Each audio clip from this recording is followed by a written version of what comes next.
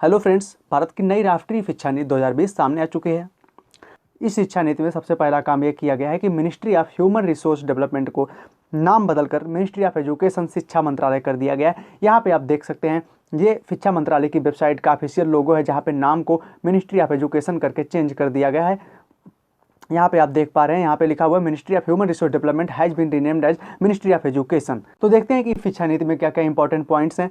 इसमें सबसे पहले हम हायर एजुकेशन को देखेंगे, उसके बाद चलते हुए धीरे धीरे हम प्राइमरी एजुकेशन की तरफ आएंगे। तो चलिए इस वीडियो को शुरू करते हैं। हायर एजुकेशन का पहला पॉइंट ये है कि एमफिल के कोर्स को समाप्त कर दिया गया है। अब आप एमए या पीजी के बाद डायरेक्ट पीएचडी करेंगे, एमफिल की अब यहाँ पे कोई ज़रूरत नहीं होगी। जो लोग एमफिल कर रहे हैं या कर चुके हैं उनका एमफिल वैलिड रहेगा, लेकिन जो लोग नया एमफिल करना चाहते हैं उसके लिए नए नोटिफिकेशन नहीं आएंगे। दूसरा पॉइंट है कि आपकी एमए या मास्टर डिग्री जो है आपकी 1 वर्ष की हो जाएगी। कुछ संस्थान इसे चाहें तो 2 वर्ष का ऑफर कर सकते हैं, लेकिन दूसरे वर्ष में आपको केवल और केवल रिसर्च की पढ़ाई करानी होगी। यह सभी परिवर्तन नए सत्र 2021-22 से पूरी तरह से लागू हो जाएंगे। अभी इसके बारे में काफ़ी कुछ नियम और क्लैरिफिकेशन आना बाकी है।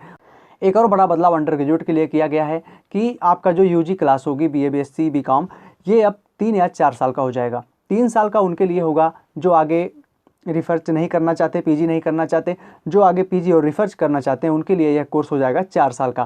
पहले वर्ष में जब आप होंगे तो आपको सर्टिफिकेट मिल जाएगा। दूसरे वर्ष को पास करने के बाद आपको एडवांस डिप्लोमा मिल जाएगा। 3 वर्षों के पाठ्यक्रम को जब आप पास कर लेंगे तो आपको स्नातक की डिग्री मिल जाएगी, और चौथे वर्ष के बाद शोध के साथ आपको स्नातक डिग्री मिल जाएगी, जिससे आप आगे चल के मास्टर डिग्री, एमए या फिर पीएचडी कर सकते हैं। अगर आप ये सब नहीं करना चाहते तो आप केवल 3 वर्षों में ही अपनी ग्रेजुएशन डिग्री को पूरा कर सकते हैं। यहाँ पे सबसे खास बात यह है कि अगर आपने ग्रेजुएशन के फर्स्ट ईयर को पढ़ाई करके छोड़ दिया तो भी आपके पास एक सर्टिफिकेट डिग्री होगी, आपकी डिग्री वैलिड होगी। अगर आपने दूसरे वर्ष की पढ़ाई करके छोड़ दिया तो आपके पास एडवांस डिप्लोमा हो जाएगा। जरूरी नहीं है कि आप ग्रेजुएशन में 4 वर्ष या 3 वर्षों की डिग्री को पूरा करें। जितने भी साल आप पढ़ाई करते हैं उसका फ़ायदा आपको मिलता रहेगा। एकेडमिक क्रेडिट देने के लिए एक एकेडमिक बैंक ऑफ क्रेडिट की स्थापना की जाएगी, जिसमें आपने जितने भी वर्षों की पढ़ाई की होगी उसकी डिग्री एक क्रेडिट के रूप में जमा हो जाएगी, और जब भी आप आगे पढ़ाई करना चाहेंगे तो आप उस क्रेडिट के आधार पर पढ़ाई कर सकते हैं। एक निश्चित टाइम लिमिट के अंदर आप अपनी पढ़ाई को पुनः जारी कर सकते हैं। बीच में छोड़ के आप दूसरे कोर्स में भी एंट्री कर सकते हैं, और दूसरा कोर्स पूरा करने के बाद पुनः पहले कोर्स में आप वापस आ सकते हैं। इसको कहते हैं multi entry and exit point. जैसे कि अगर आपने किसी कोर्स में एडमिशन ले लिया, 1 साल पढ़ाई कर ली, फिर आपको रियलाइज़ हुआ कि इससे पहले आपको एक और डिग्री की ज़रूरत है, तो आप उसे छोड़ के दूसरी डिग्री ले सकते हैं, और फिर उस डिग्री को पूरा करने के बाद पूरे पहले कोर्स में वापस आ सकते हैं, और आपका क्रेडिट जमा होगा तो आपका साल खराब नहीं होगा।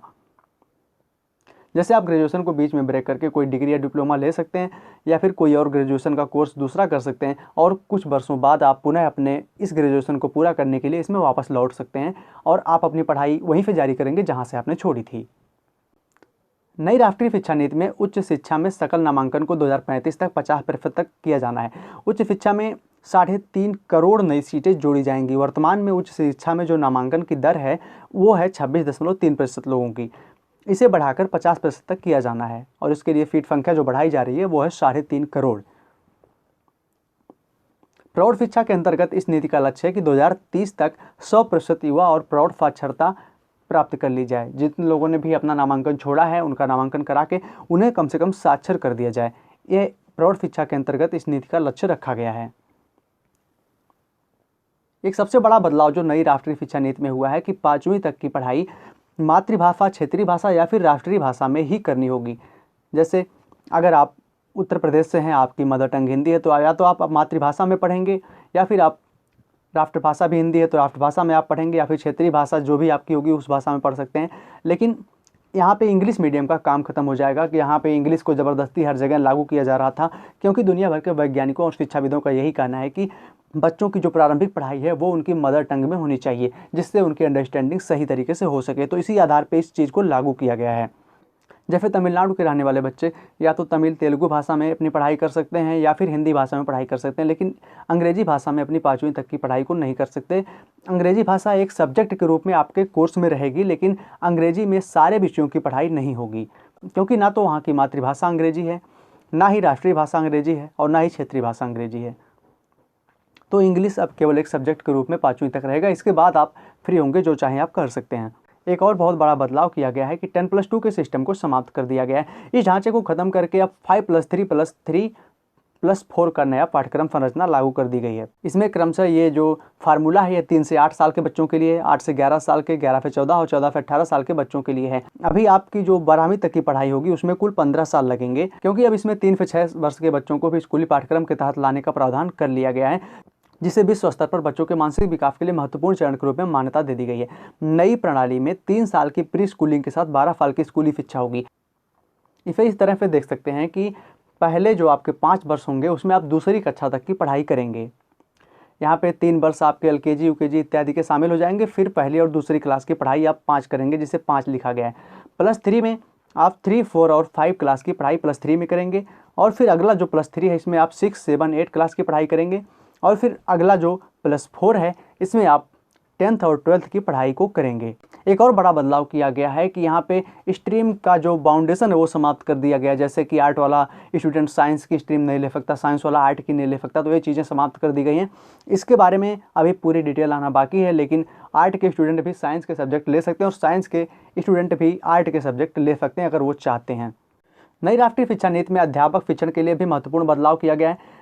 NCERT के परामर्श से NCERT द्वारा अध्यापक शिक्षण के लिए एक नया और व्यापक राष्ट्रीय पाठ्यक्रम ढांचा NCFTE 2021 तैयार किया जाएगा। वर्ष 2030 तक शिक्षण कार्य के लिए कम से कम योग्यता 4 वर्षीय इंटीग्रेटेड BEd डिग्री हो जाएगी। 2030 तक ये चीज़ लागू होगी, तो अभी जो भी BEd BPhil हैं उनके पास 10 वर्षों से भी ज़्यादा का समय है अपनी डिग्री को कहीं भी यूज करने के लिए, नौकरी प्राप्त करने के लिए। और आगे भी इसमें काफ़ी परिवर्तन होते रहेंगे, तो इसके लिए चिंतित होने की ज़रूरत नहीं है कि हमारे पास तो 4 वर्षीय डिप्लोमा डिग्री नहीं है, तो फिर हमको जो हमने BEd किया वो बेकार हो जाएगा और फिर हमें 4 वर्षीय इंटीग्रेटेड BEd डिग्री करनी होगी। ऐसा कुछ नहीं है। जो लोग पहले से BEd या BTC डिग्री ले चुके हैं उन्हें 4 वर्षीय इंटीग्रेटेड BEd डिग्री करने की ज़रूरत नहीं पड़ेगी। जो लोग नई डिग्री प्राप्त करेंगे उनके लिए ये नियम होगा। जिन लोगों के पास डिग्री पहले से है उन्हें अपनी डिग्री को रिवाइज करने की ज़रूरत नहीं होगी, ना ही उनकी डिग्री इनवैलिड होगी। तो इसके बारे में चिंता करने की ज़रूरत नहीं है। इसके बारे में बहुत सारे नियम और नए कानून, नए संशोधन अभी भी आते रहेंगे, तो इसके लिए बिल्कुल भी परेशान होने की ज़रूरत नहीं है। हम देखते हैं अगला पॉइंट इसमें क्या है। नई राष्ट्रीय शिक्षा नीति को बहुत सारे लोगों के परामर्शों से तैयार किया गया है। इसमें 2.5 लाख ग्राम पंचायतें, 6600 ब्लॉक, 6000 ULB, 676 जिलों से प्राप्त 2 लाख लोगों से ज़्यादा के सुझावों को शामिल किया गया। जून 2017 में प्रख्यात वैज्ञानिक डॉक्टर के कस्तूरी रंगन की अध्यक्षता में राष्ट्रीय शिक्षा नीति के मसौदे के लिए एक समिति का गठन किया गया था, जिसने 2019 में इसका ड्राफ्ट पेश किया था। और ड्राफ्ट आने के बाद ये जो नए नियम आए हैं ये आपके फाइनल नियम हैं। इसमें भी आगे कुछ संशोधन हो सकते हैं। तो ठीक है फ्रेंड्स, इसमें जो भी नए अपडेट्स आएंगे मैं आपके लिए अपडेट कर दूंगा।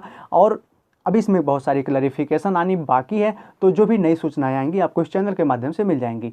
वीडियो पसंद आए तो लाइक करिए, शेयर करिए, चैनल को सब्सक्राइब कर लीजिए। Thanks for watching.